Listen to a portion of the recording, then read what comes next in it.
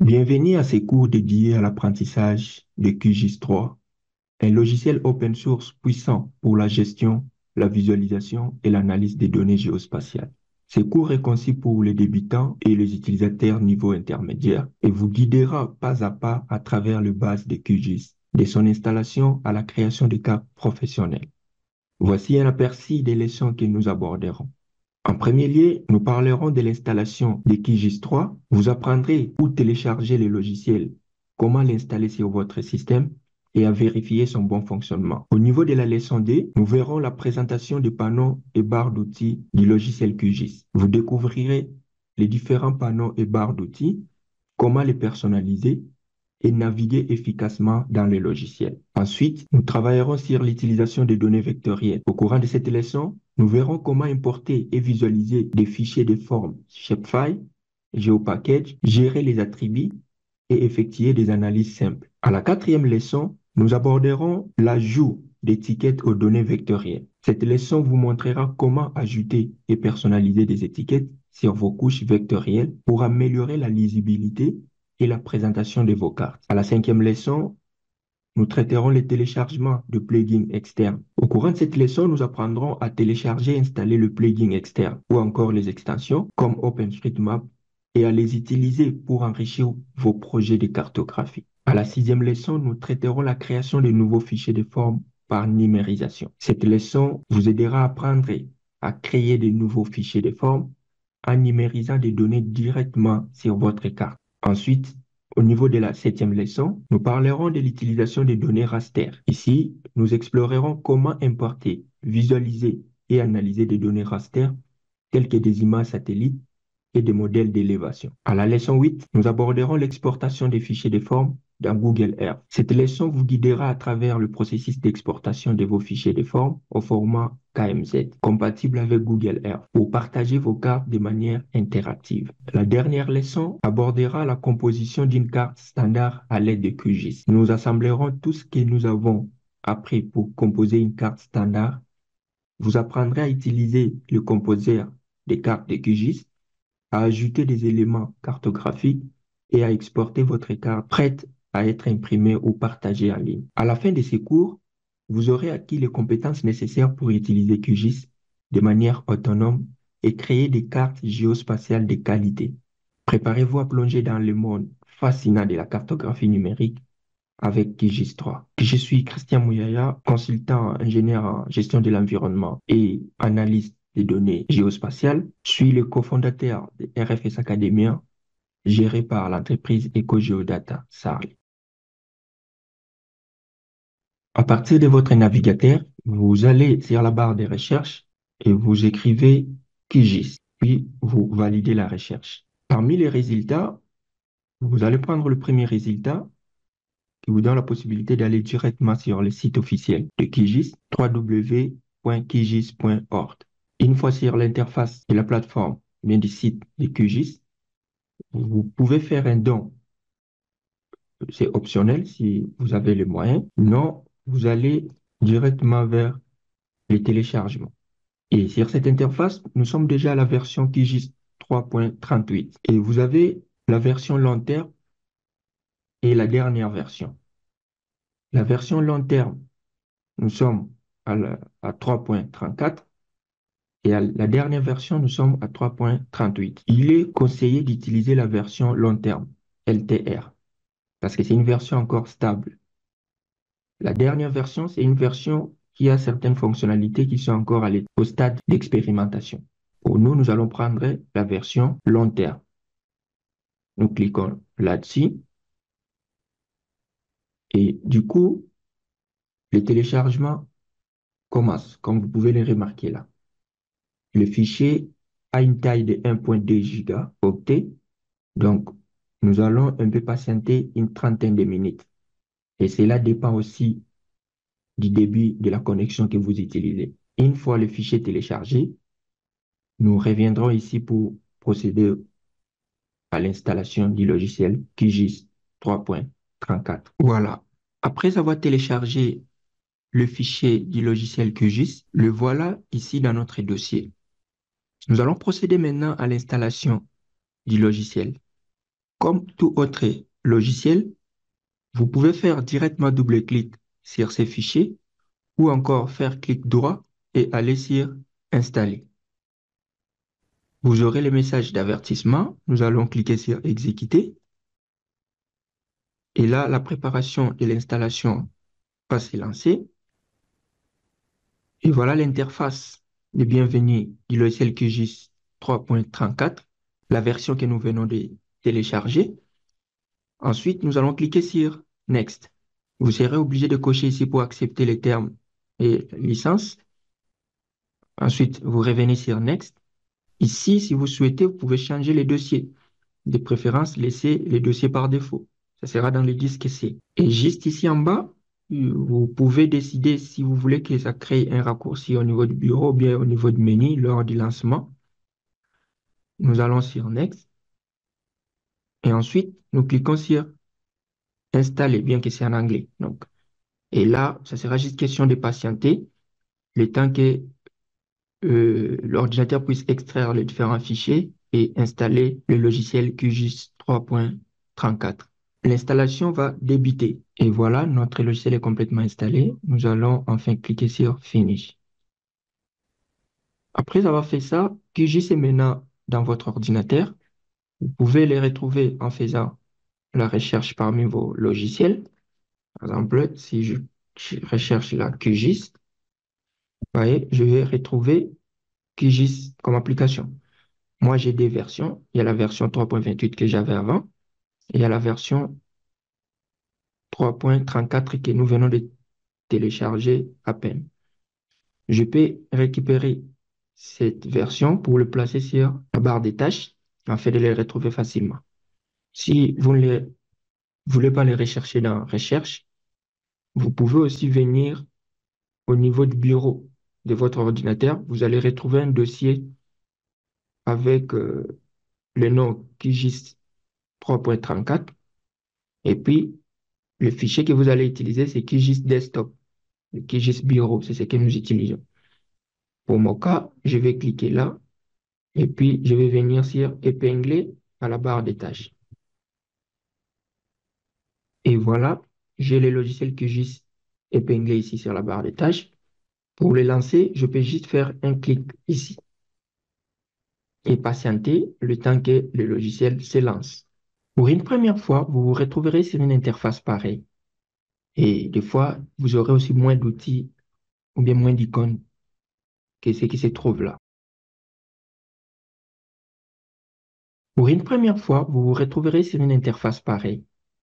Et des fois, vous aurez aussi moins d'outils ou bien moins d'icônes que ce qui se trouve là. En ce qui concerne cette interface, ici, vous avez le titre.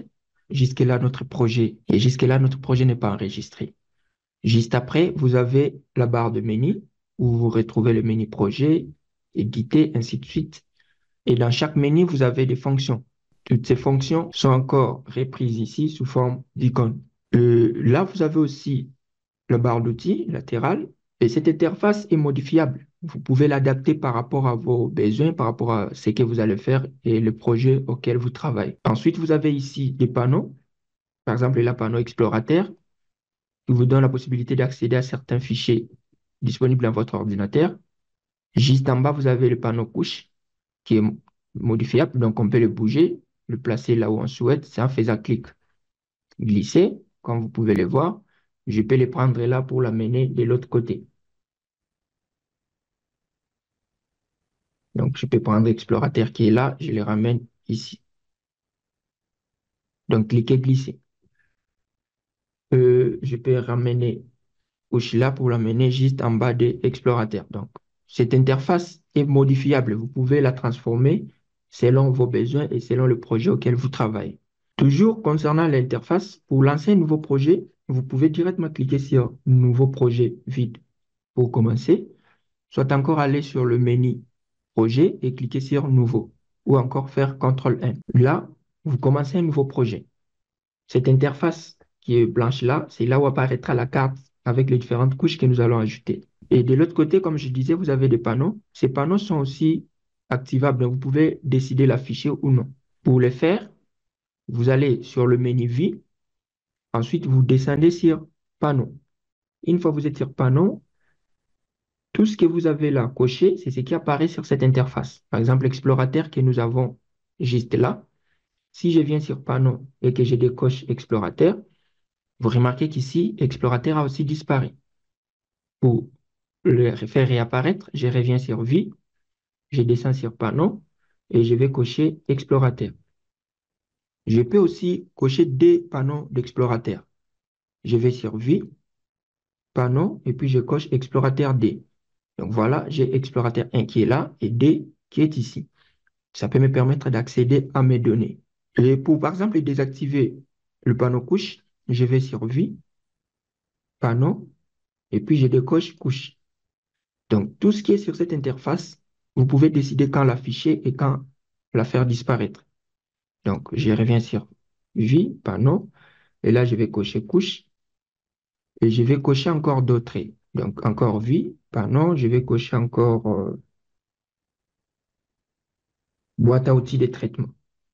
Voilà, boîte à outils de traitement est là. Ici, vous retrouvez tous les outils disponibles dans QGIS.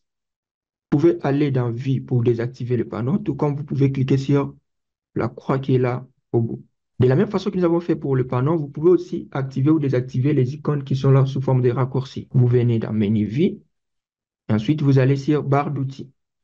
Et là, tout ce qui est coché, c'est ce qui apparaît sur cette interface de barre d'outils. Et ceux qui ne sont pas cochés, ça veut dire que c'est disponible, mais qu'on n'a pas décidé de les afficher. Je vais prendre le cas des outils de numérisation. Les outils de numérisation, ce sont les outils qui sont là et ici, tout ce qui est là. Je vais les désactiver. Je vais sur Vie, barre d'outils, et je cherche numérisation. Je vais décocher. Je reviens encore sur Vie, barre d'outils, numérisation avancée. Vous voyez que tout ce qui était là comme icône ont disparu. Je reviens encore sur Vie, barre d'outils, je prends encore numérisation de forme. Ce qui était là aussi a disparu. Donc, c'est comme ça qu'on peut adapter cette interface par rapport à son travail, par rapport à ce qu'on veut réaliser.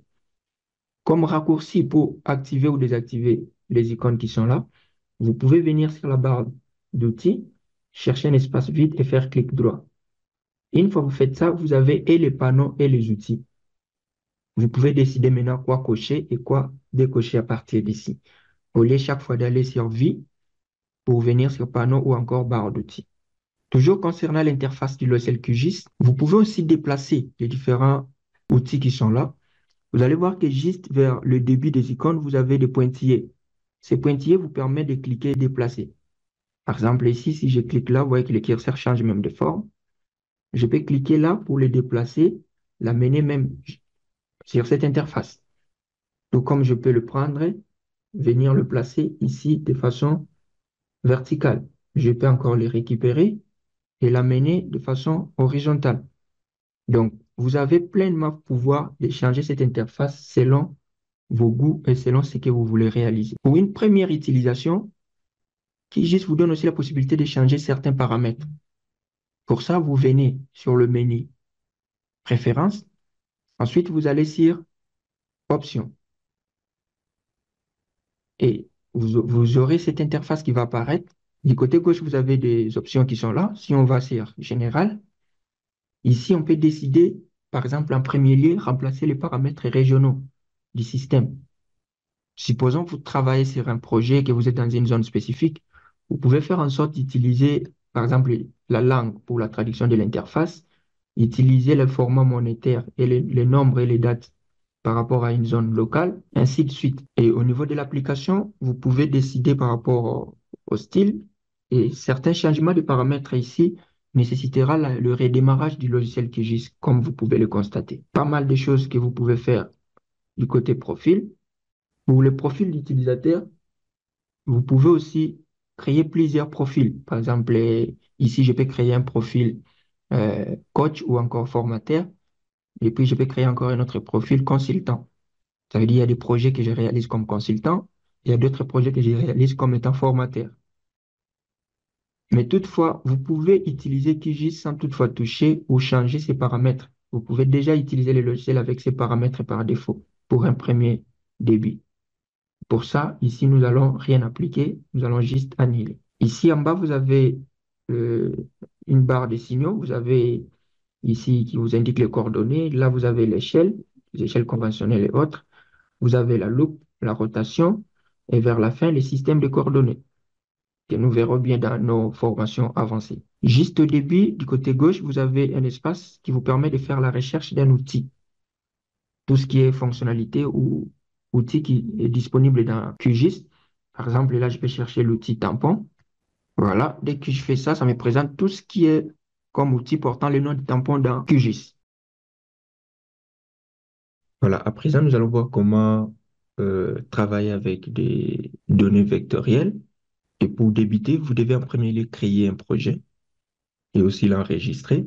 À partir de cette interface, vous pouvez faire double-clic ici sur un nouveau projet vide ou encore vous pouvez aller sur le menu projet et cliquer sur nouveau, soit encore faire CTRL plus N.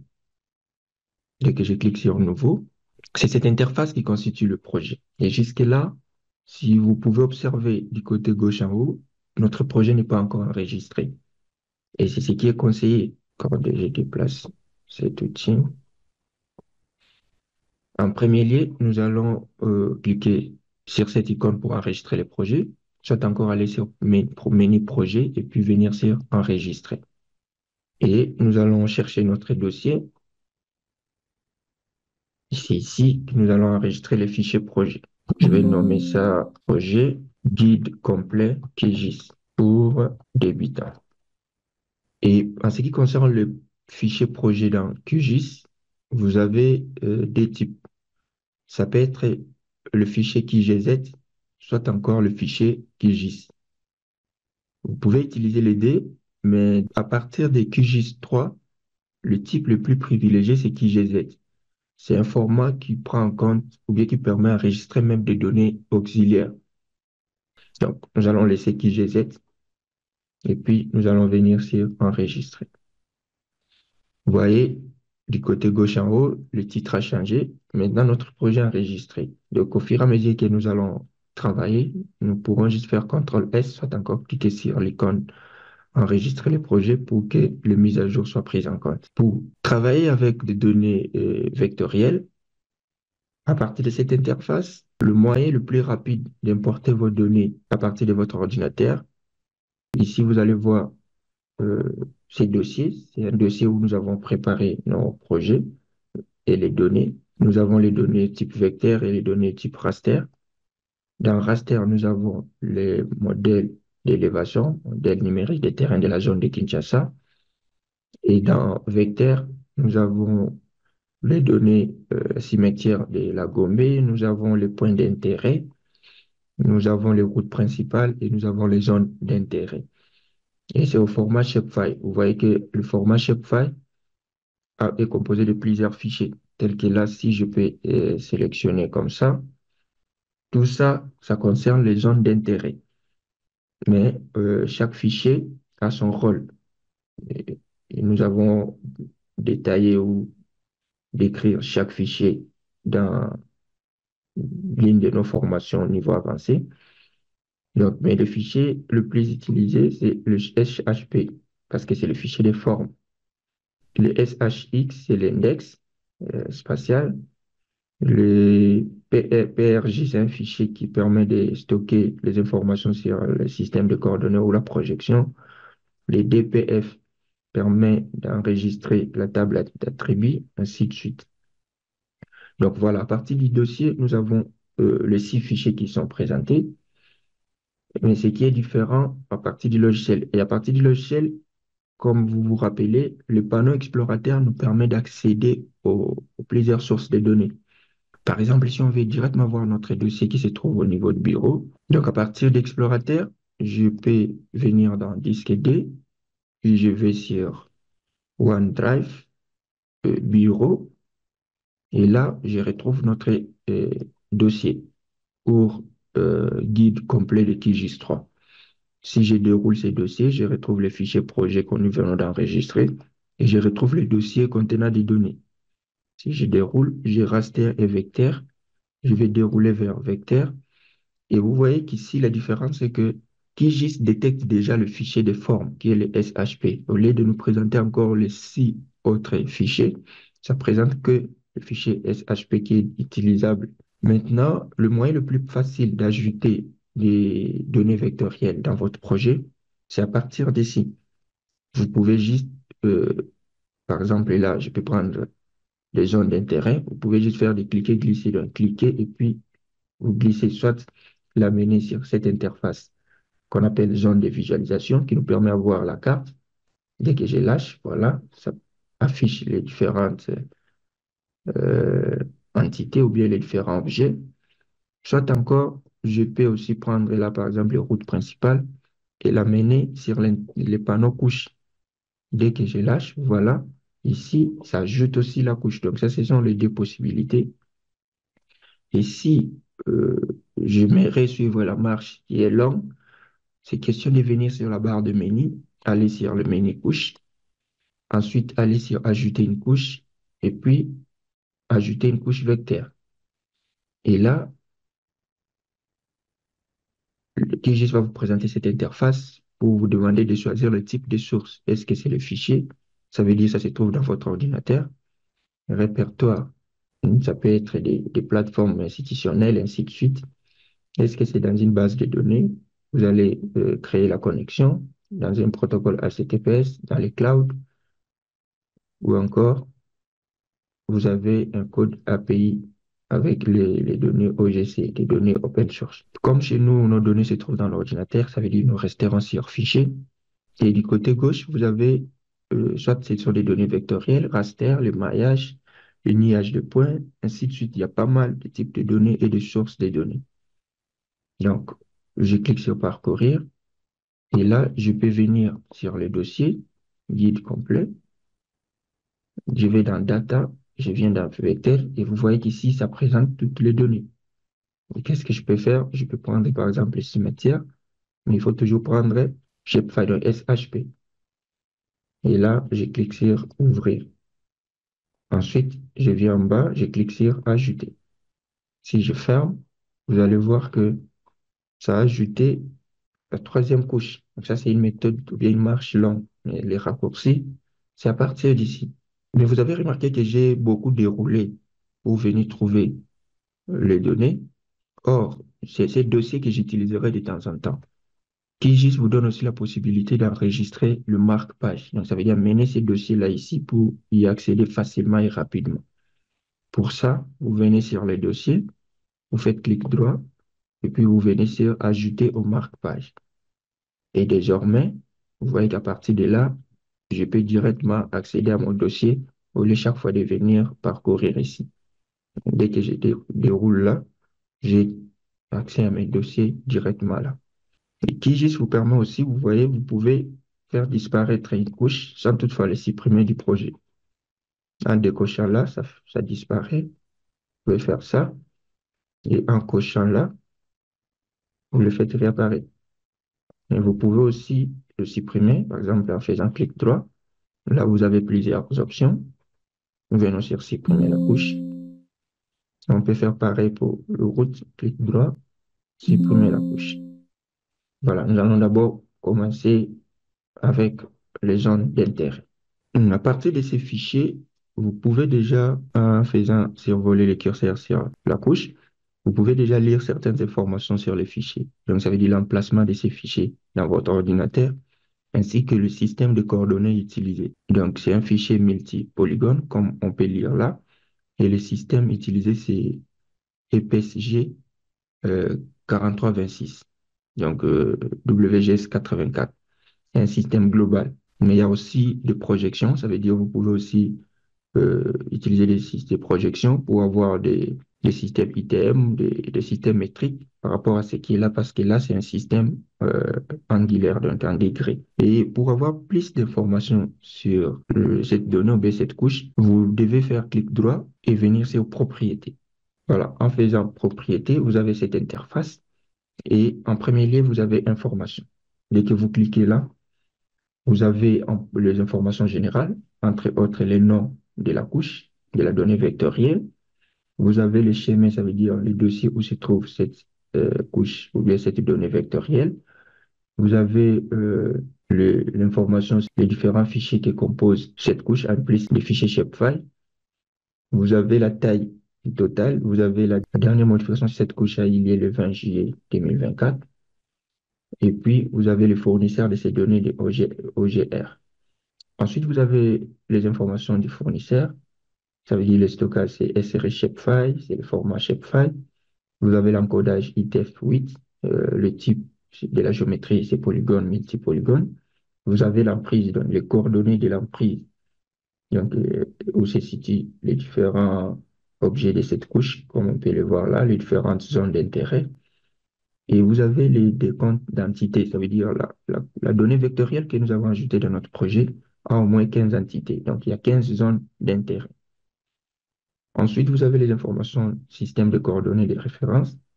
Ça veut dire la couche au format EPSG et au système WGS84.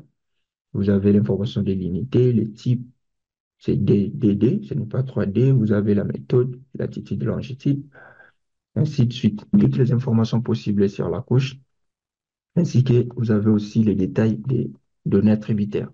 Et nous allons revenir. En ce qui concerne les données vectorielles, il y a deux composantes sur ces données. Vous avez la composante spatiale, ça veut dire où nous avons la forme géométrique, ainsi que l'emplacement, là où se situent ces données par rapport au globe, ainsi que sa forme géométrique. Ça, c'est la première composante. La deuxième composante, c'est les données attributaires. Ça veut dire que ce sont des attributs qui sont liés à ces objets ou à ces données vectorielles. Pour voir les données attributaires, nous revenons sur la couche, nous allons faire clic droit et aller sur ouvrir la table d'attributs. Et là, voilà, ici, nous avons les données attributaires. Nous avons par exemple le code attribué par OpenStreetMap. Nous avons les types de zones d'intérêt. Nous avons les écoles, les cliniques, les universités, les lieux publics, donc des bâtiments publics, des restaurants, ainsi de suite. Donc ça, ce sont des données attributaires. Nous pouvons aussi prendre, par exemple, le point d'intérêt. Et pour le point d'intérêt, si je fais clic droit là, et puis je vais sur propriété, vous remarquez qu'ici, pour le type de géométrie, nous avons point. Donc, c'est différent entre le type de géométrie polygone et le point. Et nous pouvons encore prendre aussi route principale. Et pour route, nous allons faire clic droit propriété. Et vous remarquez qu'ici, le type de géométrie, c'est ligne. Donc, nous avons le type de géométrie polygone, ligne et point. Voilà, nous allons décocher les autres et rester avec les zones d'intérêt. À part ça, vous avez maintenant la symbologie, ça veut dire l'apparence des données vectorielles. Et en ce qui concerne la symbologie, pour y arriver et pour apporter des modifications à l'apparence de la couche, nous allons faire clic droit, venir sur propriété, donc clic droit sur la couche concernée. Et là, à partir d'ici, nous allons quitter information pour venir sur symbologie. Symbologie, c'est comment la donnée vectorielle apparaît sur la carte B, sur le projet. Ici, vous avez remplissage et nous allons venir sur remplissage simple qui juste vous donne la possibilité de changer d'apparence. Donc, en premier lieu, nous laissons le type de symbole simple, remplissage simple. Couleur de remplissage, nous allons changer pour prendre par exemple ça et nous allons appliquer. Vous voyez que dès que j'applique, sans toutefois fermer cette fenêtre, là déjà je vois comment ça change. Même si vous ne voyez pas du côté projet, vous pouvez déjà utiliser la zone de prévisualisation pour voir comment ça apparaîtra. Je peux encore changer. Je peux prendre, par exemple, je prends jaune, mais après, sur cette interface, il y a une boule qui juste nous donne la possibilité de changer les tons de couleur. Je peux quitter de foncé vers pâle ou clair, ainsi de suite, comme vous pouvez le voir. Donc, la combinaison de ces couleurs principales, à partir d'ici, peut nous générer encore beaucoup d'autres couleurs dérivées. À part ça, je peux appliquer. Vous voyez comment ça change. Je peux aussi décider que le style de remplissage ne soit pas continu. Vous voyez là, j'ai plusieurs styles. Je prends par exemple pas de remplissage. Donc, le fond de l'objet sera vide. Dès que j'applique, vous voyez que le fond est vide. Je peux revenir prendre densité, j'applique. Donc, il y a plusieurs styles de remplissage que je peux utiliser. Tout ça est possible. Nous allons revenir sur continue. Nous pouvons aussi changer le couleur des traits. Je vais faire ça. Vous changez le couleur des traits. Je clique là. Et ici, je prends rouge. J'ai aussi la possibilité d'augmenter la largeur des traits. Je peux appliquer. Voilà ce que ça donne. Je peux aussi changer le style des traits. Au lieu que ça soit ligne continue, je prends tiret et je peux appliquer. Donc, voilà certaines apparences qu'on peut attribuer à notre donnée vectorielle. En plus des symbologies, nous avons aussi les étiquettes. Les étiquettes, ça veut dire ce sont des labels qu'on peut afficher, ça veut dire des différents noms de ces zones d'intérêt. Et ces données proviennent de la table d'attributs, ce que j'ai expliqué précédemment. Pour maintenant afficher des labels, ça veut dire je vais aller, là c'est pas d'étiquette, je vais cliquer pour prendre étiquette simple et je dois indiquer la valeur. Quelle est la valeur que QGIS va utiliser pour afficher parce que dans la table d'attributs, il y a plusieurs valeurs. Et là, je clique, je cherche les, les titres name parce que ça va prendre les noms de la zone. Prévenir, c'est pas d'étiquette, valider, rentrer sur la couche, je fais clic droit, je vais ouvrir la table d'attributs et je vérifie les noms de chaque zone d'intérêt se trouvent sur quelle colonne. Ça veut dire que c'est cette colonne que je dois utiliser pour afficher les étiquettes. Je reviens maintenant sur la couche, je fais clic droit, je vais sur propriété et sur étiquette, là je vais cliquer pour prendre étiquette simple. Je déroule sur la valeur pour choisir, aller vers le bas et prendre name. QGIS va utiliser la colonne name dans la table d'attributs pour afficher les différents noms des zones d'intérêt. Ensuite, toujours concernant l'étiquette, ici, vous avez les rubriques texte. Et là, vous avez une interface qui vous permettra après de visualiser comment ça apparaîtra sur le projet ou sur la carte. Et au niveau des textes, vous pouvez choisir police. C'est comme tout ce que nous faisons sur Word. Je prends Arial. Vous pouvez choisir le style. Ça peut être bold, ça veut dire grand. Ça peut être irrégulier. Vous pouvez décider de souligner ou non. Donc, tout ce que j'ai fait comme modification, vous avez la possibilité de prévisualiser ça ici. Vous pouvez réduire la taille. J'étais à 10, j'ai réduit à 8. Vous pouvez changer la couleur. Je prends rouge, et ainsi de suite. Vous pouvez aussi réduire l'opacité au lieu que ça soit 100%. Vous mettez à...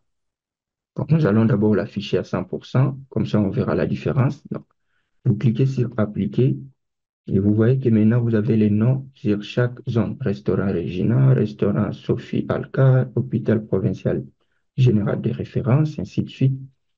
Et si je décide de réduire l'opacité, je mets par exemple à 60. Dès que j'applique, voilà, l'opacité de ces noms est réduite. Ensuite, il y a pas mal de fonctionnalités ici. Nous pouvons découvrir avec la formation avancée. Sinon, vous avez tampon. Vous pouvez ajouter une zone tampon. Nous allons réduire la taille à 3. Ça veut dire c'est une zone tout autour des noms qui sont là. Ça sera de couleur blanche. Je peux appliquer. Vous voyez que nous avons une zone tout autour. Si j'augmente la taille ici, vous pouvez mieux voir ça. Et tout autour du texte, nous avons maintenant la couleur blanche. Ça veut dire la zone tampon. Il y a pas mal de choses qu'on peut faire ici. Vous pouvez, par exemple, la position. Au lieu que les noms soient autour du centroïde, vous pouvez décider, par exemple, de dire que ça soit en dehors du polygone. Dès que vous cliquez, vous voyez que tous les noms sont maintenant en dehors du polygone. Donc, ce sont des paramètres qu'on peut appliquer. Une fois que vous avez fini, vous cliquez sur OK. Donc voilà, nous avons changé l'apparence de nos données vectorielles, nous avons affiché les étiquettes. Voilà, tout ce que nous avons fait sur la couche zone d'intérêt concernant la symbologie et les étiquettes, nous pouvons le faire aussi sur la couche de points. Donc, si nous cochons cette couche, nous pouvons aussi aller sur propriété, commencer avec la symbologie. Nous allons cliquer sur symbole simple. Ici, vous voyez que nous pouvons déjà changer concernant la taille. augmenter la taille ou réduire. Changer la couleur, nous allons mettre des points noirs. Ensuite, nous allons venir sur étiquette. Nous allons étiquette simple et nous allons prendre toujours le champ name. Nous venons sur texte. Nous allons prendre Arial.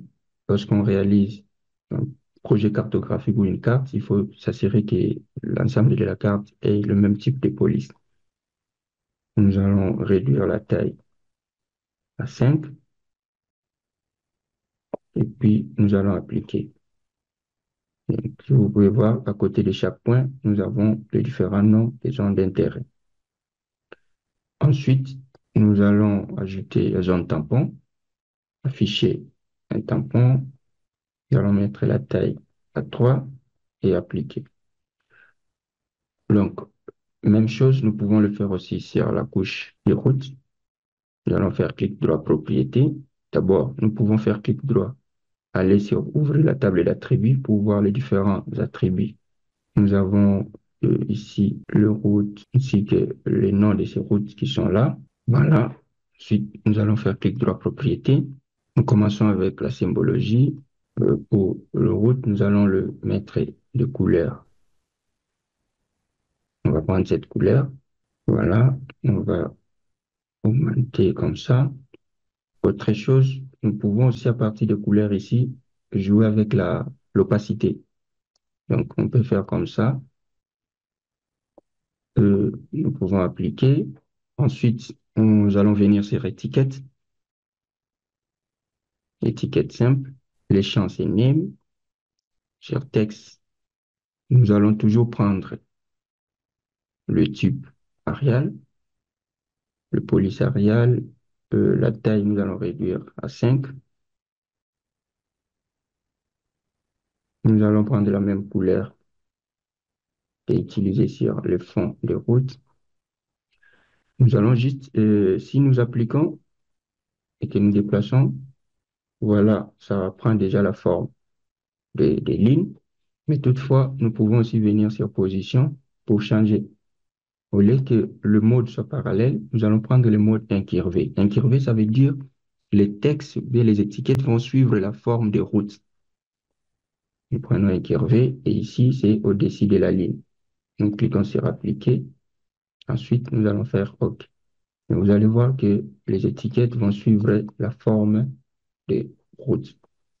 Donc, voilà un peu de temps. Nous avons changé l'apparence de nos zones d'intérêt et le point d'intérêt, ainsi que le route principale. Et comme la zone dont nous sommes en train de travailler ici, c'est dans la commune de la Gombe à Kinshasa, nous avons ajouté la couche de la limite de la commune à partir de notre dossier. Mais vous remarquez qu'ici, nous ne les retrouvons pas. Pour le retrouver, nous allons actualiser. Ça veut dire, je vais faire clic droit et aller sur actualiser. Et du coup, voilà, nous avons une nouvelle couche, commune Gombe. Nous allons prendre cette couche et l'importer sur notre projet. Comme vous remarquez, les objets qui étaient là, nous avons juste les étiquettes, mais les formes ne se voient plus. Pourquoi? C'est parce qu'au niveau des panneaux couches, ici, il faut bien organiser les données. Comme la couche qui vient en premier lieu, c'est une couche polygone, ça veut dire c'est opaque, ça ne nous permet pas de voir les différentes couches qui sont en dessous. Raison pour laquelle, pour mieux organiser les données ici, vous devez toujours commencer par les points, les lignes et les polygones viennent à la fin.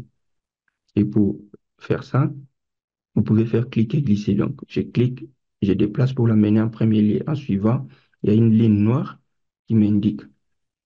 Donc, vous pouvez voir. Donc, il y a une ligne noire qui m'indique. Si je le dépose là, je peux encore le prendre pour l'amener en premier lieu. Soit c'est la commune que je prends, je l'amène en dernier lieu. Donc voilà, nous avons le point, les lignes, le polygone et enfin limite de commune. Où nous pouvons aussi changer la symbologie et les étiquettes. Donc, faire clic de la propriété. Et là, nous allons sur symbologie. Pour la limite de la commune, nous allons euh, faire en sorte que ça soit style de remplissage, pas de remplissage. Nous allons changer la couleur des... Nous allons juste augmenter la largeur. Voilà. Ensuite, nous allons cliquer sur appliquer. Et nous pouvons aussi afficher l'étiquette. Nous allons prendre l'étiquette simple. Vous voyez déjà, ça détecte les noms. Sur ce texte, nous allons prendre police toujours Arial, mais nous allons changer les styles pour prendre bold. Et puis, nous allons laisser la taille à 7. La couleur, nous allons prendre la même couleur que la couleur des traits, ça veut dire grise. Et nous allons appliquer, ensuite cliquer sur OK. Voilà. Si nous zoomons, vous voyez qu'il y a Gombe qui est là. Donc voilà, concernant l'utilisation des données vectorielles, la symbologie et les étiquettes. Toujours, comme j'avais dit, il faut toujours venir cliquer pour enregistrer les mises à jour et les modifications apportées à votre projet. Voilà, après avoir utilisé des données que nous disposons, QGIS vous fournit aussi une bibliothèque de plugins, donc des extensions. Par exemple, il y a des extensions qui permettent à utiliser les fonds de cartes en ligne, tels que OpenStreetMap, Google Satellite et autres. Maintenant, pour ajouter ou télécharger les extensions, à partir de l'interface de QGIS, vous allez sur le menu Extensions. Ensuite, vous cliquez sur Installer et gérer les extensions. Une fois que vous êtes connecté sur Internet, QGIS vous fournit toutes les extensions. Ça veut dire que ce sont des outils supplémentaires que vous pouvez télécharger et ajouter dans le logiciel QGIS. En ce qui concerne le fond des cartes OpenStreetMap, voilà, nous allons chercher Quick Map Service. C'est ce plugin qui nous permettra à disposer les fonds des cartes OpenStreetMap. Donc, dès que vous cliquez sur le plugin recherché, du côté droit, vous avez quelques détails de cette extension et de ces plugins, les noms, les évaluations effectuées par les utilisateurs, le nombre de téléchargements. Ouais, pour ces plugins, nous sommes déjà à 6 millions 400 plus de téléchargements. Vous avez les différentes fonctions que jouent ces plugins, plus d'informations. Vous avez l'auteur ainsi que la version disponible. Et pour installer cette extension, vous venez en bas, vous cliquez sur Installer l'extension ou encore le plugin. Voilà, installé avec succès. Il y a aussi QuickOSM. Normal, ça nous permet d'exporter les données à partir des fonds des cartes OpenStreetMap. Nous allons aussi l'installer. Et il y a d'autres plugins qui permettent aussi à disposer des fonds de cartes. Donc, si vous ne connaissez pas un plugin, vous pouvez aussi juste faire la recherche d'un terme. Par exemple, là, si je fais fond, ou bien je fais carte, ou encore fond de cartes.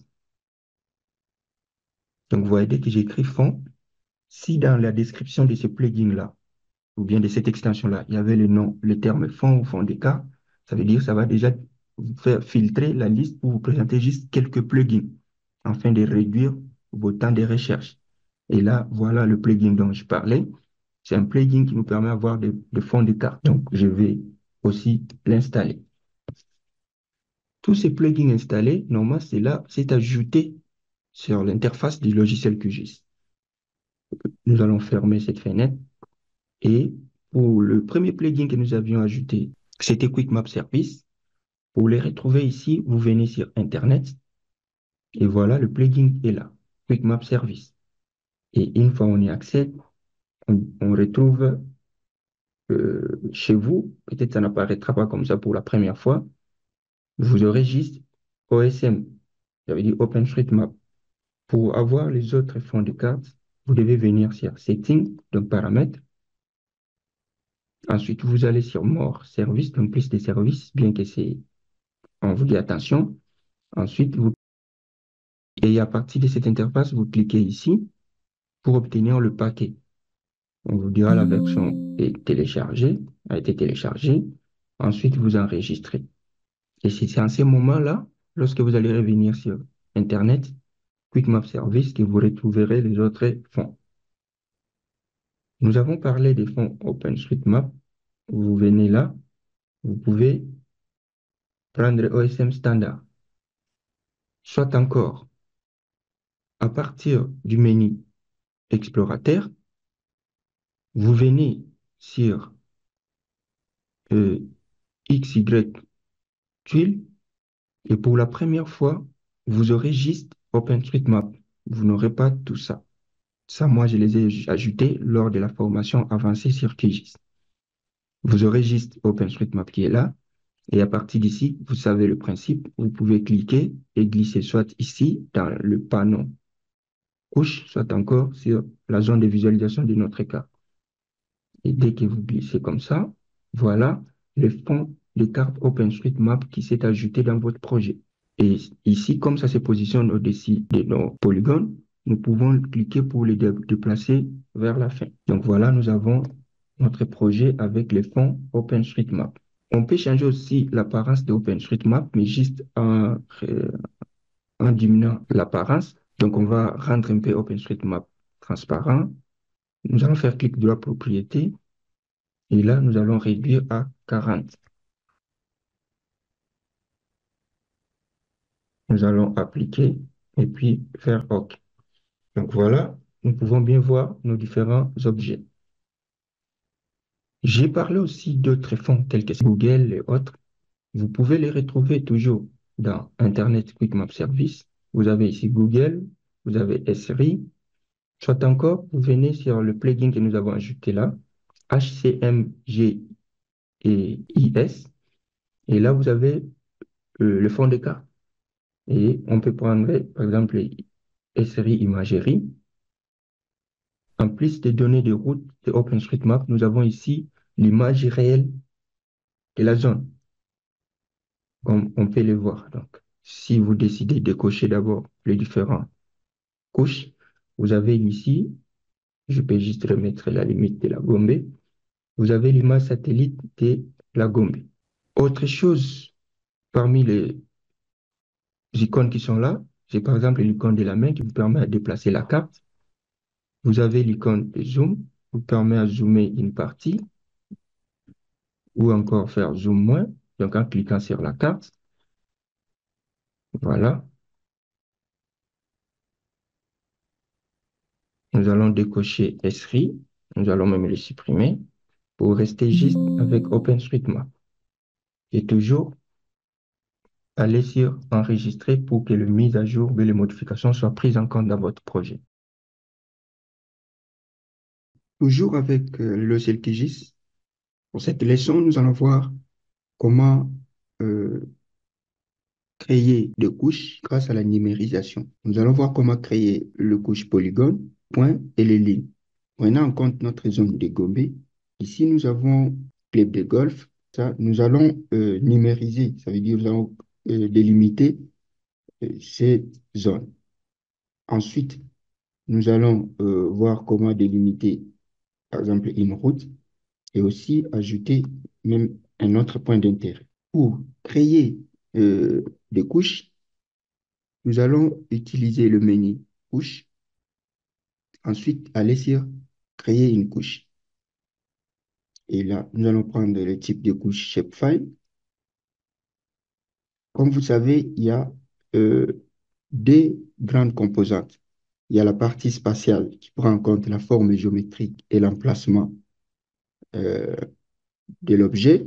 Et il y a la partie attributaire qui prend en compte les informations complémentaires, les données ou bien les attributs liés à cette couche-là, à cette forme ou bien à cet objet. Ici, nous devons commencer par indiquer les noms des fichiers. Nous allons cliquer sur les trois points qui est là pour aller dans notre dossier. Et toujours notre dossier guide complet de QGIS 3, nous allons écrire les noms du fichier. Pour nous, ici, ça sera club golf et Gombe. Et les types, c'est shapefile, donc SHP. Nous allons enregistrer. Le codage du fichier, c'est ITF8, nous laissons par défaut. Nous devons indiquer le type de géométrie. Vu la forme de l'objet que nous voulons numériser, ça veut dire, ici, le type ne sera pas point, ni encore polyline, mais ça sera plutôt polygone. Ensuite, et les dimensions supplémentaires, nous allons laisser sur OK, parce que nous n'avons pas prendre la dimension Z, ça veut dire la hauteur, ni même la valeur M. Pour le système, Là, vous avez les systèmes angulaires. C'est pourquoi vous avez les signes d'attention où on vous dit, ça veut dire qu'on peut avoir une précision limitée à 2 mètres. Vous pouvez changer pour prendre le système local. Pour changer, par exemple, vous pouvez cliquer là pour sélectionner les systèmes de coordonnées. Et ici, vous pouvez chercher les systèmes, par exemple, local pour la zone de la RDC. Donc, vous pouvez écrire RG, RDC. Il y en a pour plusieurs pays. Et là, selon les propositions, ça va vous présenter plusieurs zones. À vous de cliquer pour chercher et voir la zone qui prend en compte votre zone de travail. Par exemple, nous travaillons sur la zone de Kinshasa. Je dois chercher pour voir quel est le système qui prend en compte la zone de Kinshasa. Voilà, par exemple, là, ce que je vois là, item, euh, thème zone 16, ça prend en compte la zone de Kinshasa. Donc, pour une grande précision par rapport au système angulaire, je peux utiliser le système item. Je clique sur appliquer. Fini la partie spatiale où nous avons pris la forme géométrique, ça reste l'emplacement. Nous avons ici la deuxième composante qui est attributaire. Ça veut dire que nous devons configurer aussi l'interface qui prendra en compte les attributs de cette couche que nous allons créer. De nouveaux champs, ça veut dire vous préparez les différents colonnes ou bien champs de la table d'attributs. Et pour ça, vous devez indiquer les noms du champ, les types de données qui va contenir ces champs-là, ainsi que la longueur des caractères que peut contenir ces champs. En premier lieu, nous aurons les noms, les types, c'est texte, et nous allons placer jusqu'à 100 caractères. Une fois fini, je clique sur Ajouter à la liste des champs, et voilà, il ajoute ici. Déjà, il avait placé les ID qui est généré de façon automatique, comme vous pouvez le voir déjà. Dans chaque table d'attributs, on doit avoir les identifiants. En dehors des noms, nous pouvons ajouter par exemple type. Voilà, ça sera toujours texte. Et nous pouvons dire par exemple année de création.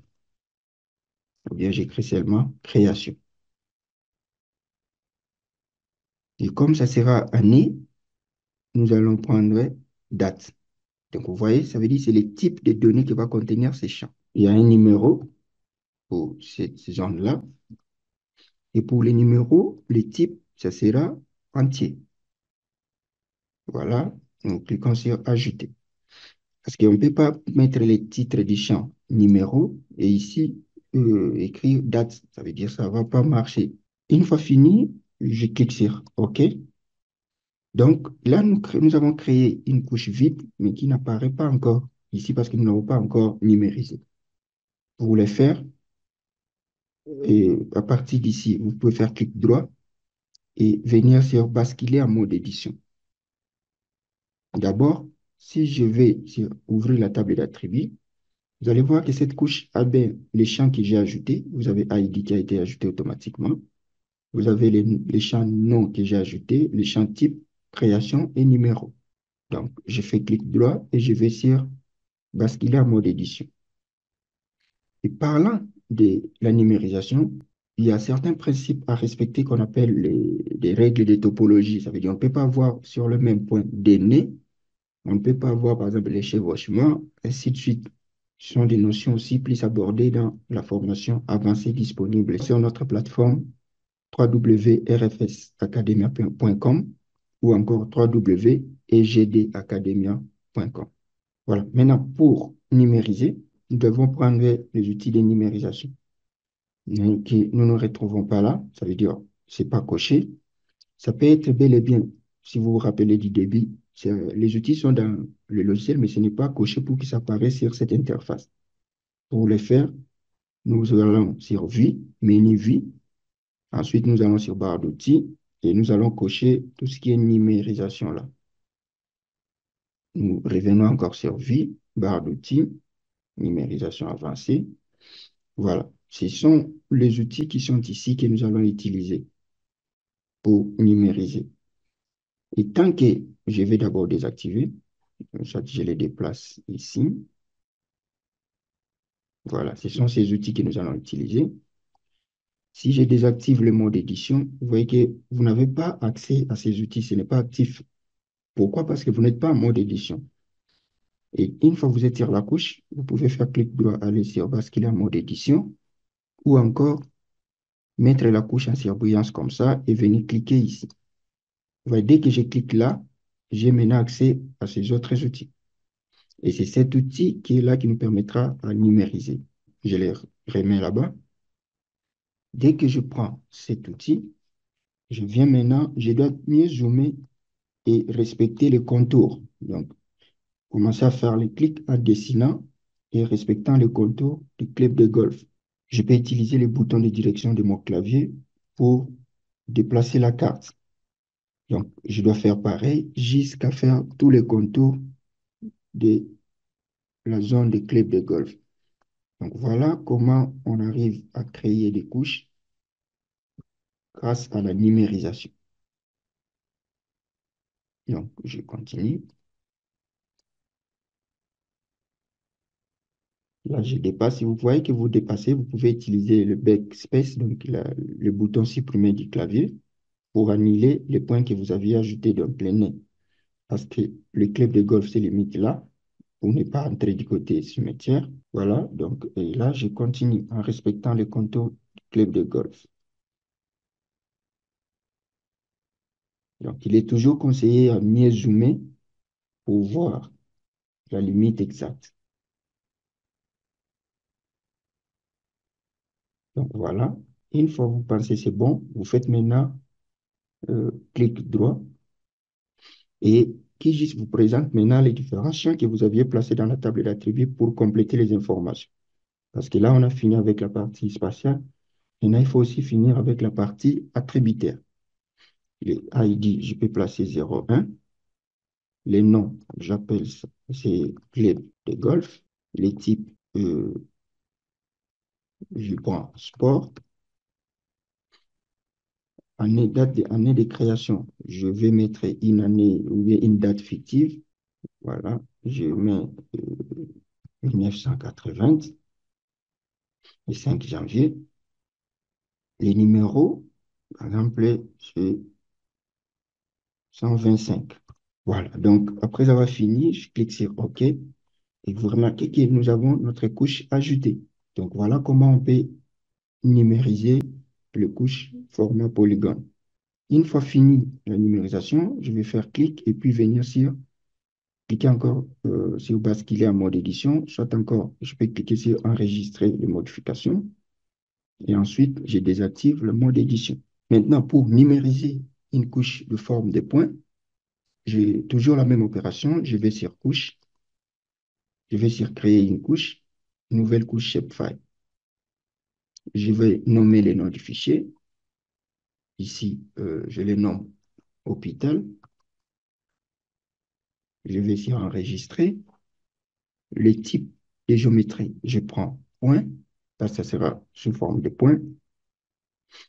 Je change maintenant le système. Comme je l'avais déjà utilisé le système de Kinshasa dernièrement, ça veut dire que je peux cliquer là et puis venir le retrouver parce que si je retrouve le système utilisé récemment, je prends TM zone 16, on aura les noms qui aura la taille des 100, le type texte et on aura les types.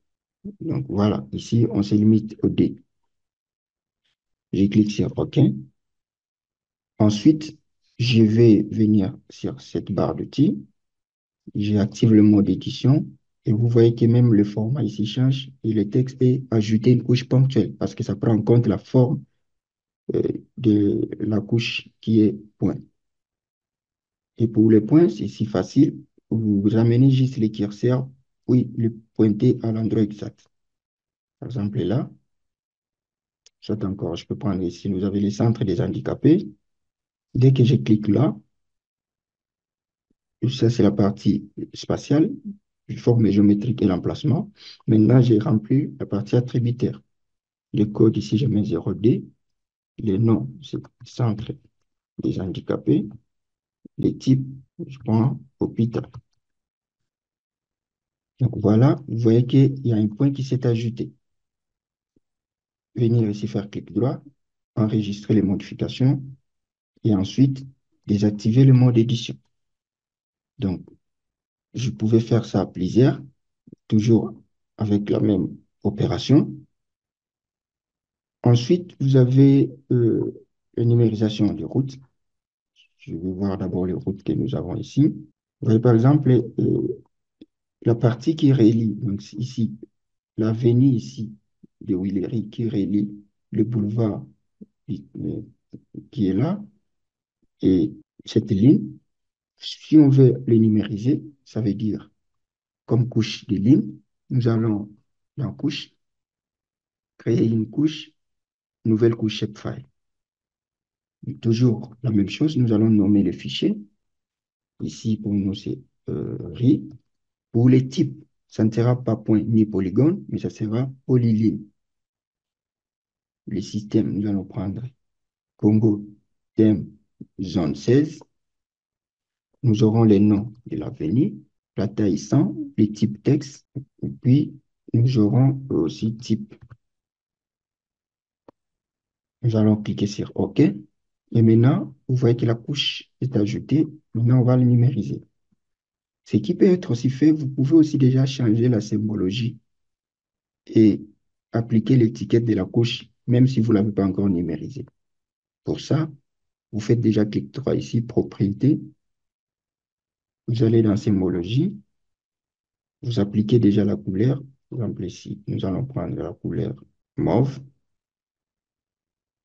Nous allons augmenter la largeur des traits.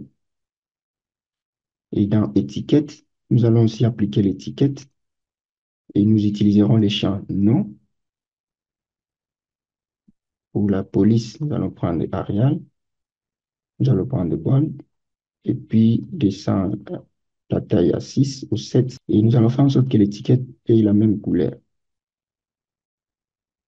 Nous allons appliquer les tampons, tout ce que nous avons déjà vu. Nous allons appliquer. Et puis, dans position, nous allons faire en sorte que ça soit incurvé, ça suit la forme de la route. Et puis, nous allons valider. Et jusque-là, nous avons appliqué la symbologie et l'étiquette, mais nous n'avons pas encore numérisé la couche. Pour le faire, c'est cette avenue que nous allons numériser. Ça veut dire nous allons activer le mode édition.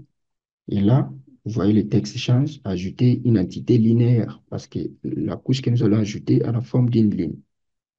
Nous allons prendre l'outil. Et là, nous allons commencer à numériser.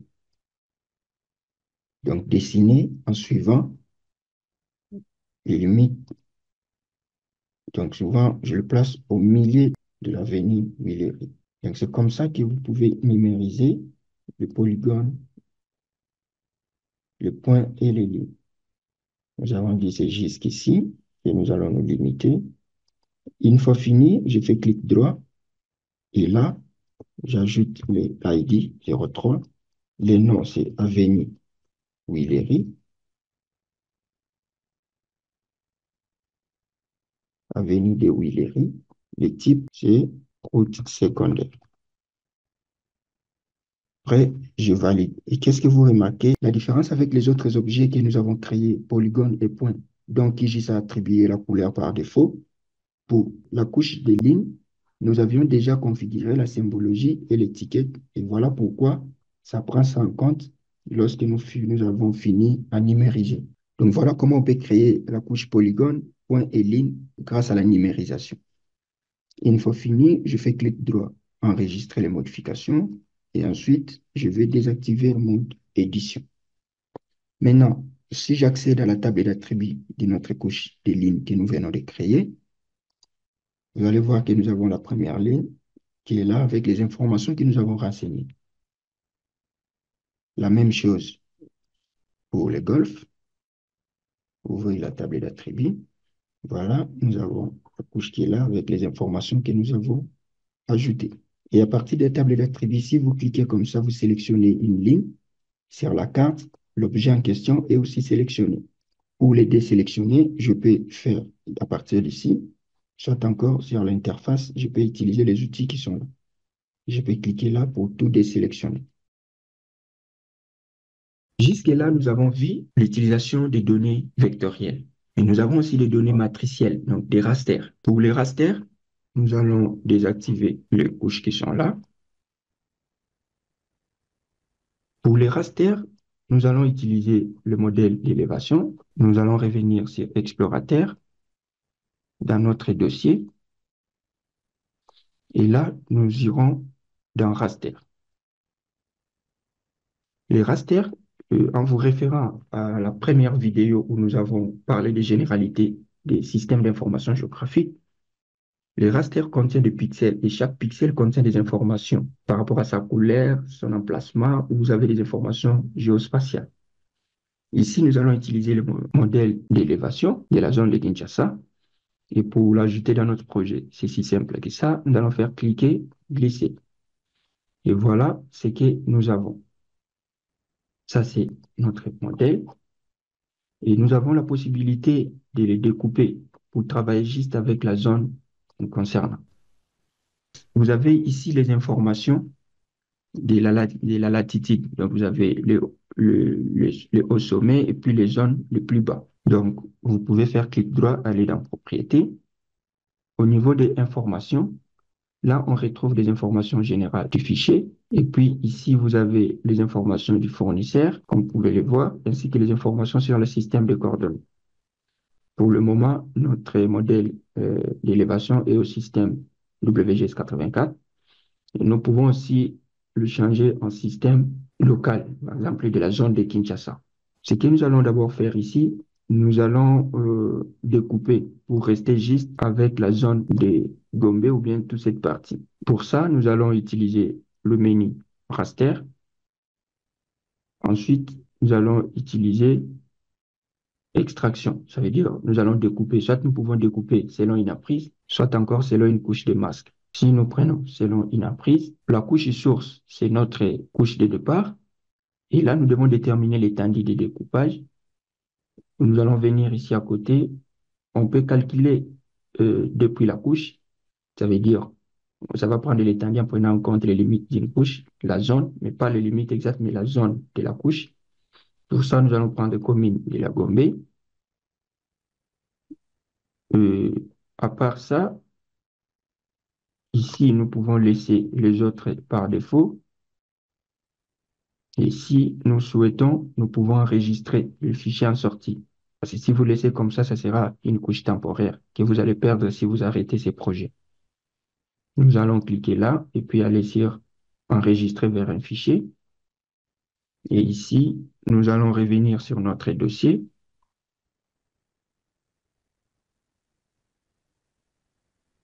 Dans Data et puis Raster. Et là, ça sera le modèle d'élévation zone de Gombe. Alors, ensuite, nous allons exécuter. Une fois fait, voilà, nous avons le résultat qui est l'algorithme a fini les traitements. Nous pouvons fermer. Et qu'est-ce que vous remarquez? Nous pouvons décocher pour tout Kinshasa et rester juste avec la zone de la Gombe. Comme j'avais dit, jusque-là, notre modèle d'élévation au système 4326, nous pouvons aussi changer de système, ça veut dire le reprojeter pour utiliser le système local. Et là où on va utiliser la boîte à outils de traitement pour retrouver facilement un outil qui va nous aider à faire cette opération. Donc, je fais la recherche des repros. Et là, vous voyez, j'ai la possibilité de reprojeter les données vecteurs et les données raster. Par exemple, là, vous voyez, projection, je fais double-clic. Et ici, sur cette interface, vous devez, il y a des données à l'entrée. Par exemple, la couche à l'entrée, c'est notre modèle d'élévation qui est sous système WGS84. Le SCR d'origine, c'est 4326. Et les SCR ciblés, ça veut dire c'est les systèmes de projection ou bien les nouveaux systèmes que nous souhaitons attribuer à notre modèle d'élévation. Et là, je prends Congo thème zone 16. Ensuite, là, vous avez le méthode de rééchantillonnage. Vous pouvez laisser plus proche voisin, ainsi de suite. Et ça peut être aussi enregistré comme couche temporaire. Je vais le faire juste pour vous montrer. Si vous n'enregistrez pas, vous pouvez exécuter. Et ça sera enregistré comme vous pouvez le voir là. Ça a nommé la couche reprojetée. Et le signe qui est là vers la fin vous indique que cette couche est temporaire. Ça veut dire, une fois que vous arrêtez le projet, cette couche ne sera pas enregistrée. Comment maintenant enregistrer une couche? Vous faites clic droit, vous venez sur Exporter et vous venez sur Enregistrer sous. Et comme c'est les données raster, ça sera géotif. Nous allons choisir où placer le fichier. Toujours se référant à notre dossier. Dans raster, ça sera zone de Gombe. Je vais mettre repro pour signifier que c'est reprojeté. Ensuite, je clique sur OK. Donc voilà, maintenant ici nous avons la couche temporaire et là nous avons la couche enregistrée. Tout ce que nous avons fait avec les données vectorielles, nous pouvons aussi le faire avec les données raster. Bien que c'est dépixelé vu la zone, euh, nous allons venir là, faire clic droit, aller sur propriété. Nous allons venir sur symbologie. Au lieu de bande grise unique, nous allons prendre pseudo couleur à bande unique. Ça veut dire que nous allons nous référer aux valeurs, aux informations de l'altitude pour colorer en fait la zone. Ici, vous avez la valeur minimale et maximale. Ça veut dire valeur minimale, c'est 259 mètres d'altitude. Valeur maximale, c'est 306 mètres d'altitude. Ici, vous avez le type d'interpolation. Vous avez linéaire, discrète et exact. Ensuite, vous avez la palette de couleurs. Nous allons choisir la palette de couleurs. Nous allons prendre spectral. Et spectral, ça veut dire ici, ça va commencer de rouge vers le bleu. Ça veut dire les zones les zones de basse altitude sera de couleur rouge, les zones de haute altitude sera de couleur bleue. Normalement, nous savons que les zones de basse altitude, ça peut être de vallée, ça peut être de l'eau. Alors, pour que la représentation soit meilleure, nous allons inverser cette palette de couleurs. Donc, parce que si j'applique d'abord, vous pouvez voir, si je clique sur appliquer, vous voyez que de basse altitude, il a mis en rouge. Mais or, nous savons que basse altitude ici, dans la zone de la Gombe, c'est le fleuve, c'est l'eau. Nous allons inverser cette palette de couleurs. Cliquez sur inverser la palette. Ça va commencer maintenant de bleu vers le rouge. Et si nous appliquons, vous voyez qu'ici, ça commence de bleu vers le rouge. Donc, les zones les plus hautes, c'est les couleurs rouges. À part ça, vous pouvez aussi changer, par exemple, ici, le mode. Au lieu que ça soit continu, vous pouvez prendre intervalle égal et déterminer le nombre de classes. Pour le moment, c'est 5 classes, mais on peut aussi réduire, par exemple, à 4 classes. Nous avons des zones qui prennent les couleurs qui sont là et je peux appliquer pour voir ce que ça donne ici. Donc, ou encore, je peux ramener à 6 classes. Donc, tout ça dépend de moi. Et intervalle, au lieu d'intervalle égal, je peux prendre quantité et puis appliquer. Donc, voilà ce que ça donne. Et il y a aussi l'interpolation. Là, c'est linéaire. On peut quitter linéaire pour prendre discrète et appliquer. Voilà les résultats. On peut quitter discrète pour prendre exact et appliquer. Et voilà les résultats. Donc, nous allons revenir sur linéaire. Nous allons appliquer. Et après avoir fini, je clique sur OK. Donc, voilà. Je vais d'abord ici supprimer cette couche temporaire. Je vais aussi supprimer la zone de Gombe. On va supprimer aussi la couche de départ. À part ça, toujours avec le modèle d'élévation, vous pouvez aussi extraire les courbes de niveau grâce aux informations sur l'altitude. Donc pour ça, nous revenons sur menu raster, extraction, et nous prenons courbe de niveau. On va prendre Gombe et laisser l'intervalle de 10. Nous allons enregistrer. Courbe de niveau, j'ajoute 10 pour faire la différence. Nous allons exécuter. Et voilà ce qui est là. Nous allons ouvrir la table d'attributs de courbe de niveau et nous allons changer la symbologie. On clique sur la propriété.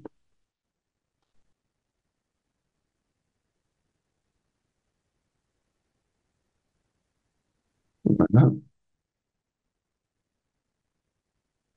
Et sur étiquette, nous allons prendre étiquette simple et utiliser les valeurs de l'élévation. Nous allons prendre Arial.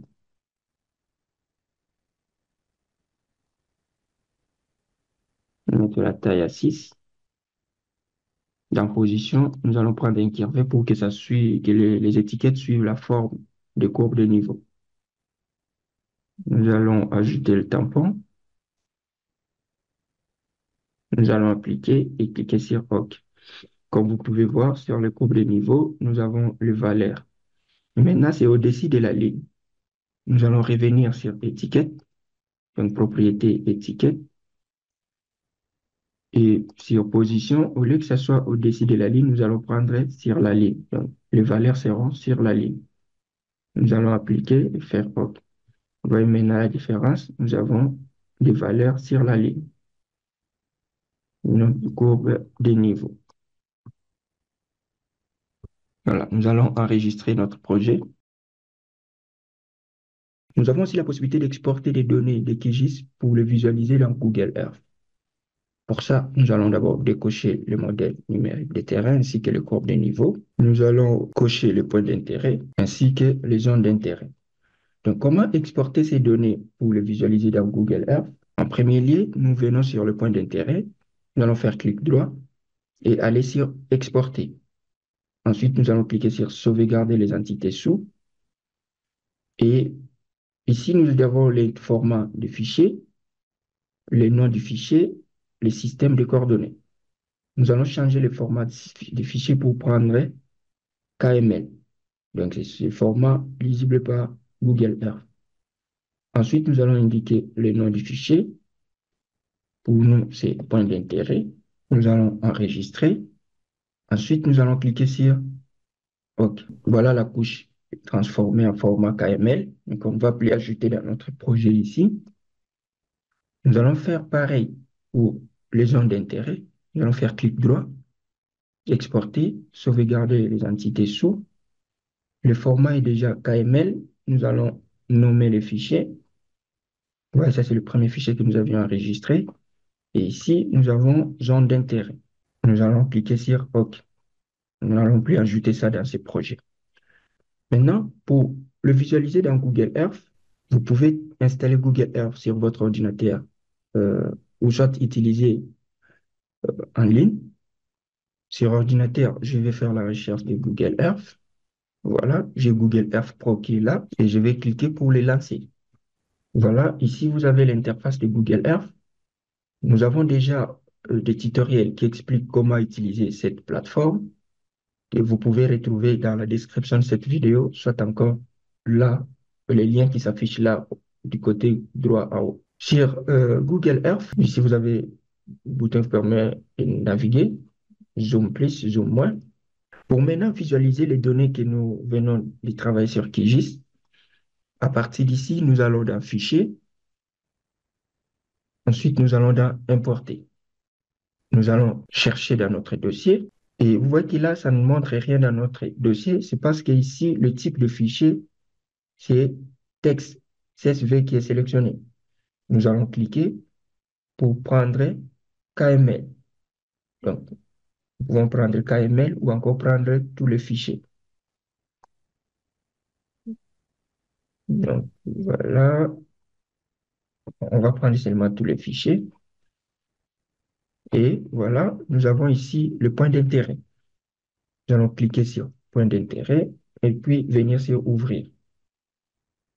Et voilà, du coup, ça déplace la carte jusque vers la zone.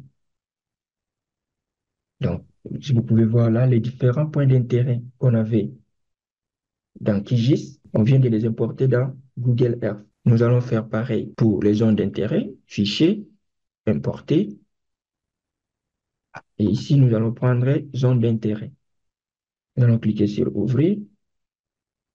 Et comme vous pouvez voir, les zones d'intérêt sont aussi là, les couleurs rouges. Donc, je peux venir.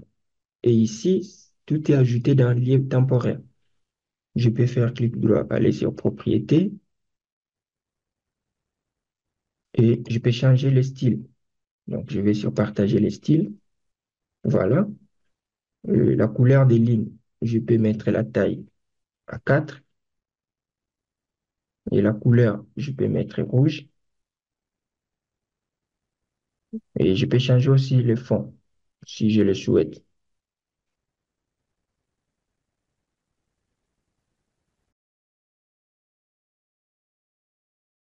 Voilà, là, vous avez les différentes zones d'intérêt comme nous les avons sur QGIS. Comment on peut prendre les données de QGIS et l'amener dans Google Earth. Et nous avons aussi d'autres vidéos dans nos formations avancées où on explique comment amener les données dans Google Earth en préservant la même symbologie appliquée dans QGIS. Nous allons voir maintenant comment utiliser le composeur d'impression pour préparer la carte afin de l'imprimer ou de le partager en ligne. Nous allons ici utiliser quelques couches. Ça veut dire nous allons ajouter la limite de la commune de la Gombe. Le modèle numérique de terrain, ce n'est pas si important. Nous allons supprimer. Les courbes de niveau, nous allons aussi supprimer. Nous allons laisser le point d'intérêt, les routes, les couches que nous avons créées ici aussi, nous allons les supprimer. Voilà, notre carte sera juste composée de points d'intérêt, route, zone d'intérêt, la limite de la commune et les fonds OpenStreetMap. Nous allons juste augmenter un peu la transparence du fond. Nous allons l'amener à 60. Pour maintenant, le composeur, vous devez venir sur le menu projet et aller sur nouvelle mise en page. Soit encore utiliser les icônes qui sont là. Donc, dès que je clique là, en premier lieu, je dois nommer le fichier du composeur ou bien de mise en page. Ici, je le nomme carte. Voilà, et puis je clique sur OK. Et QGIS lance cette nouvelle interface. C'est ça le composeur d'impression. Ici, ça vous permet d'organiser et puis de compléter les informations et les éléments essentiels d'une carte. Vous avez le titre, la barre de menu, mise en page, éditer, vie, ainsi de suite, comme on l'avait sur l'autre interface. Vous avez les différents icônes qui sont là. Vous avez ici zoom plus, zoom moins. Vous avez zoom complet. Et vous avez aussi des icônes qui sont du côté gauche. La main qui permet de déplacer la carte. Ainsi de suite, vous avez des icônes qui vous permettent d'ajouter une carte et autres qui sont bien détaillées dans d'autres tutoriels disponibles sur notre chaîne. Du côté droit, vous avez ici propriété de l'objet, les guides, l'atlas qui doit être activé si ce n'est pas encore le cas. Nous avons aussi une vidéo qui détaille mieux comment on génère des atlas avec QGIS. En premier lieu, vous devez déterminer le format de page et de papier que vous allez utiliser pour la carte. Vous faites clic droit sur cette interface et vous venez sur propriété de la page. Et là, vous pouvez voir la taille de la page, l'orientation. Si je ne veux pas le format A4, je peux prendre A3. Voilà, la taille change. Je peux quitter le paysage vers portrait. Donc, tout ça est possible. Nous revenons à 4 et nous prenons paysage. Le choix de l'orientation dépend de votre projet. Parce que si vous voyez ici la forme de la commune de la Gombe, normalement, c'est mieux que la carte soit au format paysage au lieu de portrait.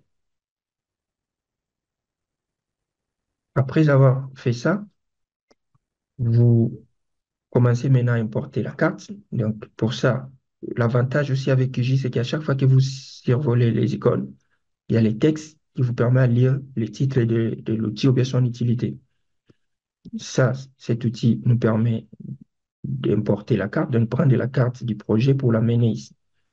Dès que je clique là, et aussi, tout doit d'abord être de votre conception. Donc, vous devez déjà analyser cette interface pour dire où est-ce que je vais disposer ma carte, où je vais placer la légende, les titres et les autres éléments essentiels de la carte.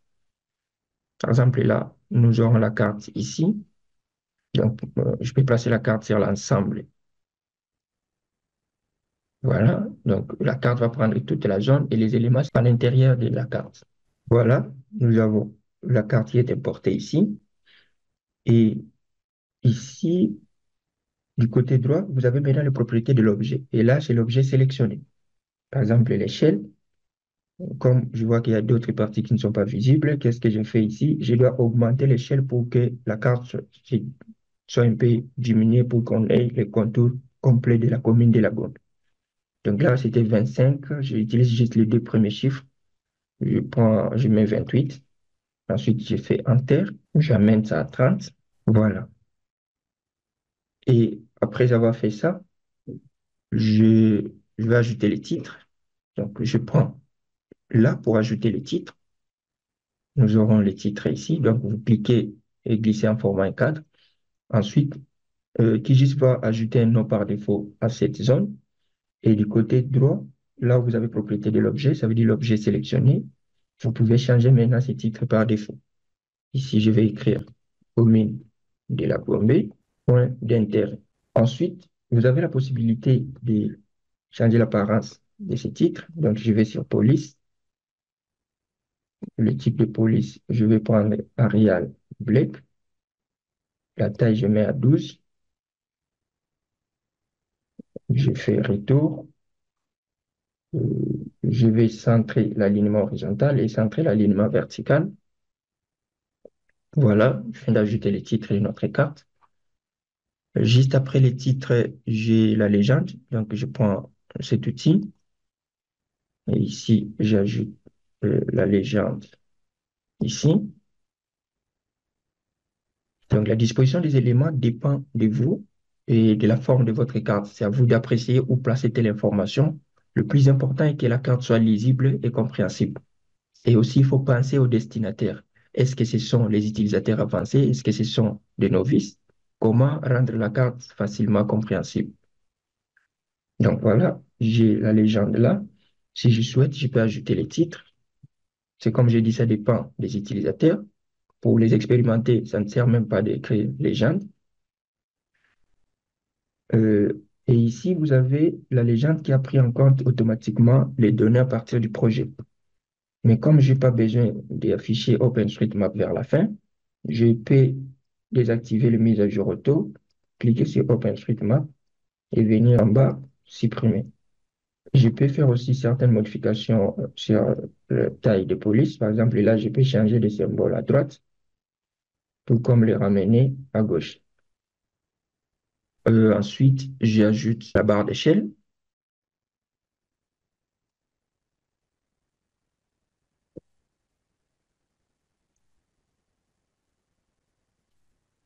La barre d'échelle là, je vais venir dans la propriété de l'objet, réduire un peu la taille.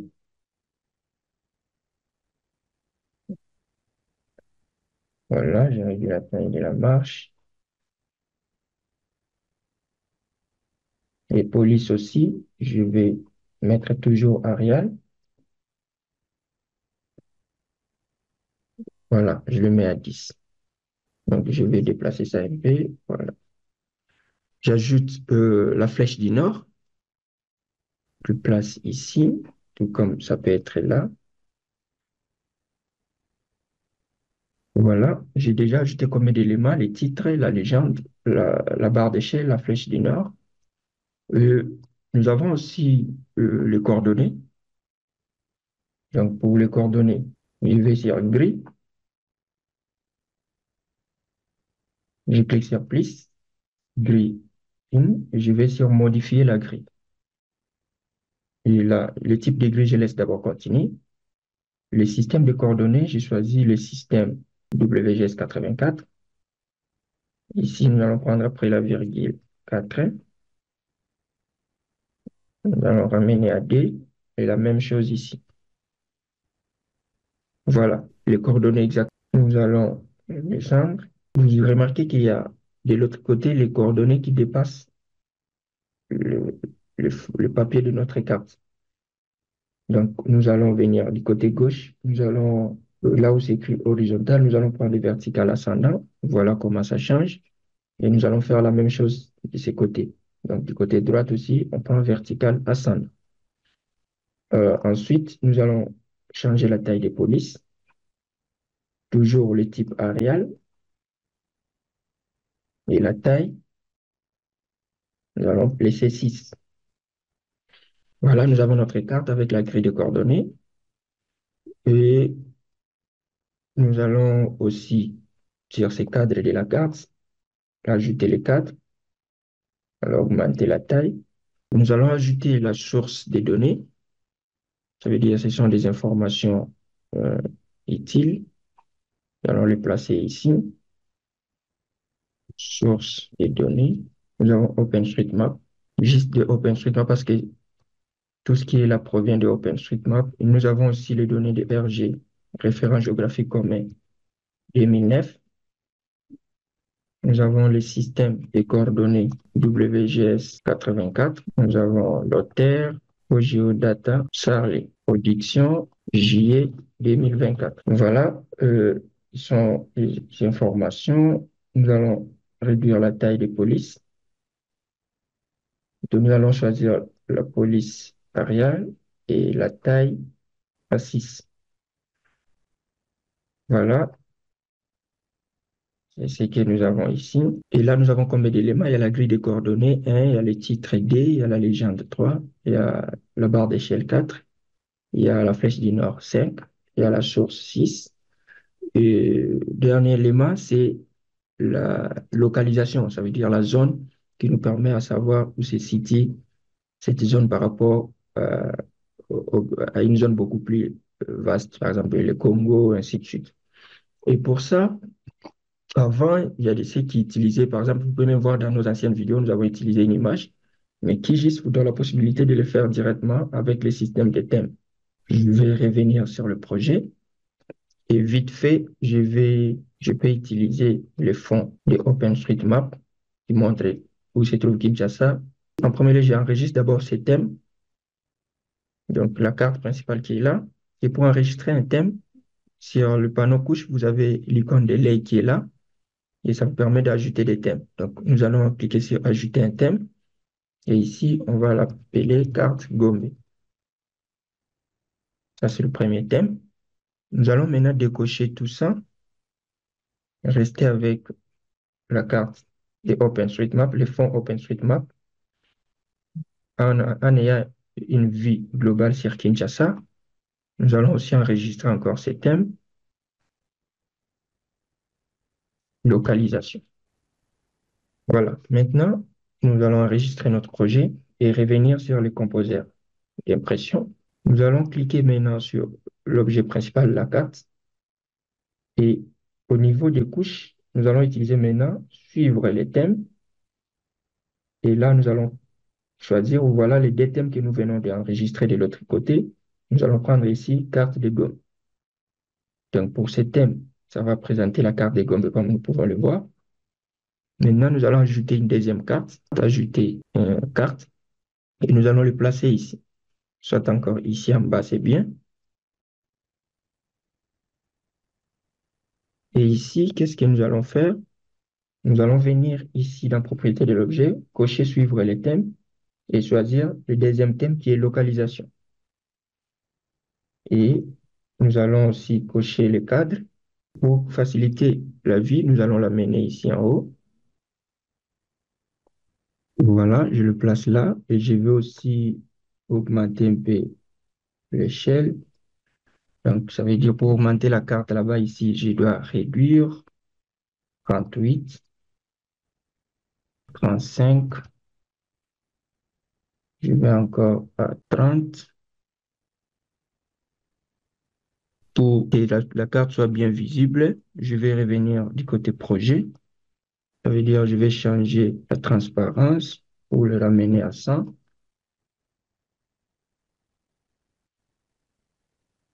J'enregistre, donc remplacer les thèmes localisation. Et là, je reviens ici, puis je vais actualiser. Voilà que maintenant, c'est assez visible. Je vais faire zoom complet Maintenant, comment indiquer là où se trouve Gombe? Ça veut dire, sur cette carte de localisation, je viens maintenant dans propriété de l'objet et je vais sur aperçu. Et au niveau de l'aperçu, je vais cliquer sur plus. Et là, je vais lui demander d'indiquer, donc il va colorer, ajouter un cadre de couleur qui est là. Et puis, je vais lui demander de prendre en compte la carte IN. Et qu'est-ce que vous remarquez sur la carte de localisation, là où se trouve Gombe, QGIS a placé une couleur pour nous indiquer la localisation de Gombe par rapport à la zone de Kinshasa. Donc voilà, là nous avons notre carte complète avec les éléments essentiels. Et après, vous pouvez maintenant l'exporter sous format image, sous format fichier PDF, sous format SVG. Soit vous pouvez le partager en ligne avec les autres collègues. Pour l'exporter sous format image, vous venez dans mise en page et puis vous venez sur exporter au format image. Soit encore, vous utilisez les raccourcis qui sont là. Donc, je vais exporter au format image. Et ce message, c'est par rapport au le fond de carte de couche que nous avons utilisé, le OpenStreetMap. Je le place dans notre dossier principal, carte commune de Agombe. Et là, vous avez quelques options d'export. Vous pouvez, si vous décidez de changer la résolution d'exportation, ainsi de suite, vous pouvez actualiser l'anti-alias pour que ça ne dégrade pas le fichier. Vous pouvez générer un fichier de coordonnées au format Word. Et si tout est bon, vous cliquez sur Enregistrer. Vous pouvez faire pareil pour PDF. Vous cliquez là, fermez ici, et là, vous l'enregistrez au format PDF. Et pour le fichier PDF, vous pouvez décider de toujours exporter comme vecteur. Vous pouvez aussi exporter le PDF géospatial qui sont lisibles avec certains logiciels. Avec ce type de PDF, vous aurez la possibilité de décider quelles données inclure. Par exemple, là, je peux inclure les thèmes, les deux thèmes. Je peux aussi cocher, décocher à partir d'un fichier PDF. Donc, voilà. On va plus cocher, prendre géospatial. On prend d'abord le PDF simple. J'enregistre. Je peux maintenant visualiser ces données.